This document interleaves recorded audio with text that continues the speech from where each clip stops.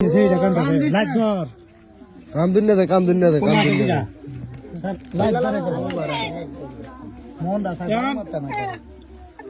কান্দাকাটি করিস না, হ্যাঁ আইলে কইবে যে টিয়া যত লাগে দিব আমার ছাড়িয়ে দিন, ঠিক আছে?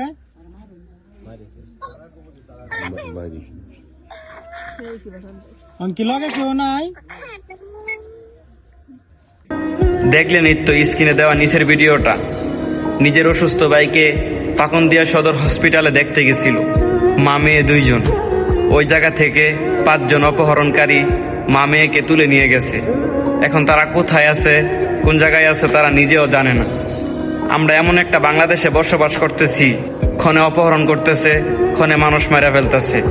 মানে এমন একটা বাংলাদেশে আছি আমরা, যা বলার কোনো ভাষা নেই।